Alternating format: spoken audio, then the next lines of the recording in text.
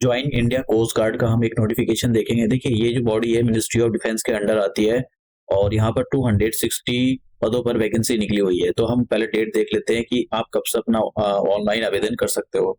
देखिए ऑनलाइन आवेदन 13 फरवरी से स्टार्ट हो गए हैं, 13 फरवरी से स्टार्ट हो चुके हैं और जो लास्ट डेट है वो 27 फरवरी है।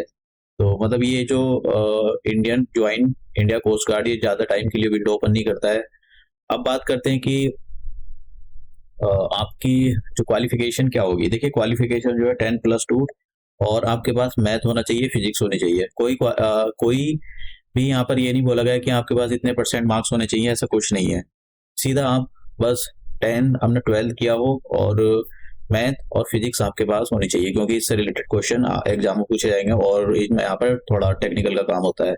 मिनिमम एज कितनी होगी, 18 साल होगी और मैक्सिमम एज जो होगी 22 साल होगी। एज की जो यहाँ पर इन्होंने ये बोला है कि जो एज है 1 सितंबर मतलब इस डेट और इन दो डेटों के बीच में आपकी जो एज होनी चाहिए। और अगर आपकी 1 सितंबर 2002 को आपका डेट ऑफ बर्थ है तब भी चलेगा, और या फिर 31 अगस्त 2006 को आपका डेट ऑफ बर्थ है ये तब भी चलेगा। दोनों डेट को इंक्लूड किया गया है। अब यहाँ पर एज रिलैक्सेशन भी दिया गया है कि अगर आपकी जो एज है वो 22 साल से ज्यादा होगी, अगर आप SC ST कम्युनिटी में आते हो तो आपको 5 साल का, OBC में आते हो नॉन क्रीमी लेयर में तो आपको 3 साल का रिजर्वेशन दिया जाएगा। यहाँ पर रीजन बाई ये कोर्स निकलती हैं तो देख सकते हो north west, north east, east सबके लिए 260 वैकेंसी हैं। तो यहाँ पर वैकेंसी का डिस्ट्रीब्यूशन दिया गया है। जनरल, OBC, EWS कितना दिया है ये सब यहाँ पर दे रखा है। यहाँ पर ये दे रखा है डिटेल भाई नॉर्थ के अंदर कौन कौन से जहाँ पर आपको डिप्लॉय किया जा सकता है। ये अब देखिए सिलेक्शन प्रोसेस क्या होगा। सिलेक्शन प्रोसेस के अंदर रिटर्न होते हैं, तो हम 2 रिटर्न होते हैं तो उसी के बारे में हम देखेंगे। और फिर आपका मेडिकल फिटनेस वगैरह होता है, वो सारी चीजें। फिर डॉक्यूमेंट वेरिफिकेशन भी होता है, डॉक्यूमेंट में अगर कहीं झोल झाल हुआ तो फिर वो बैन कर देते हैं। तो इसके अंदर जो स्टेज 1 होती है उसमें कंप्यूटर बेस्ड एग्जाम होता है। तो उसी के बारे में देखेंगे कि भाई आपका जो एग्जाम होगा, एग्जाम के अंदर देखिए दो सेक्शन आते हैं इसके अंदर एग्जाम रिटर्न के अंदर, सेक्शन 1 और सेक्शन 2। तो पहले देख लेते हैं जो वहाँ पर रिटर्न एग्जाम होगा उसका सेक्शन 1 देखते हैं। तो सेक्शन 1 इसके अंदर आपको 60 मार्क्स और 60 मार्क्स का ये होगा, 45 मिनट मिलते हैं। नंबर ऑफ क्वेश्चन इसके अंदर 60 होते हैं।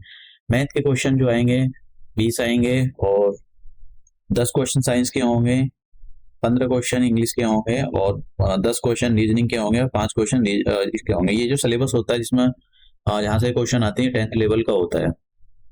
अब बात करते हैं आपका सेक्शन 2। देखिए सेक्शन 2 जो होगा वो 12th के स्टैंडर्ड का होता है और ये फिजिक्स और मैथ का होता है। आपकी 12th और फिजिक्स में जो आपने मैथ पढ़ा है उसी से क्वेश्चन पूछे जाएंगे।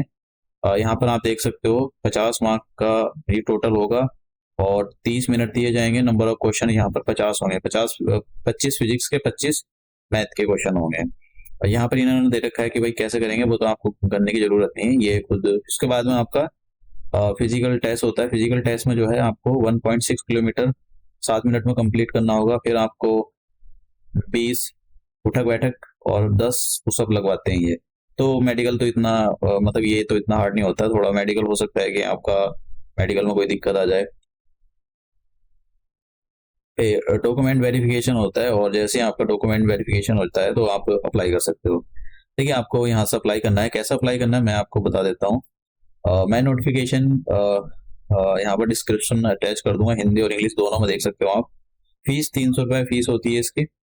और सिटी इनके बारे में बोला गया आपको, देखिए देख लेना आप जब आप फॉर्म भरोगे। तो वैसे 30 किलोमीटर के दायरे में बोला गया आपको, 30 किलोमीटर के दायरे में आपको। अब कब होगा आपका, देखिए स्टेज 1 जो होगा वो आपका या तो मिड या फिर एंड में अप्रैल 2000 में, या फिर उसका जो सेकंड स्टेज होगा उसका मिड या तो मिड मई में होगा या मई के एंड में होगा। और थर्ड स्टेज या तो अक्टूबर के मिड में होगा या तो अक्टूबर के अर्ली होगा या बीच बीच में हो जाएगा। तो मतलब ये ज्यादा SSC की तरह कोई 2-3 साल नहीं लगाती है, रेलवे की तरह 3-3 5-5 साल की तरह ये टाइम खराब नहीं करते हैं। तो इनको पता है कि टाइम की वैल्यू कितनी है। कुछ ऑर्गेनाइजेशन है कि नॉनसेंस बात, मतलब नॉनसेंस रिक्रूटमेंट निकालते हैं, और रिक्रूटमेंट निकालते तो एग्जाम का नहीं पता होता, एग्जाम हो गया तो इंटरव्यू का पता नहीं है। आपको भरना कैसा है, देखिए आपको ये QR कोड स्कैन कर लेना है।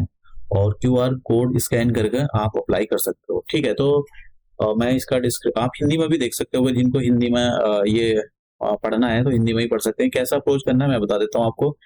आपको इनकी ऑफिशियल वेबसाइट पर आ जाना है, और जैसे ही ऑफिशियल वेबसाइट पर आओगे तो आपके सामने ये पेज ओपन हो जाएगा। यहाँ पर ये लिखा हुआ है ज्वाइन आईसीजी, तो इस पर आपको क्लिक कर देना है। क्लिक करोगे तो आपके सामने देखिए यहाँ पर लिखा है न्यूज़ अनाउंसमेंट।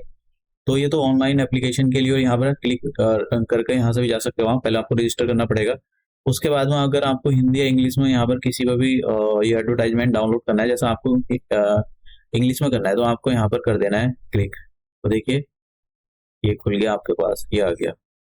और आपको हिंदी में करना है तो देखिए आपके पास हिंदी में भी आ गया है। तो आपको जिस भी उसमें करना है आप कर सकते हो इसके अंदर। और आपको यहाँ पर स्कैन कर, या चाहे तो स्कैन कर लो या फिर वहाँ से रजिस्टर करके अप्लाई कर सकते हो। ऐसा कुछ नहीं है कि आपको यहाँ से स्कैन करके ही करना है। तो इसका मैं डिस्क्रिप्शन में लिंक डाल दूंगा,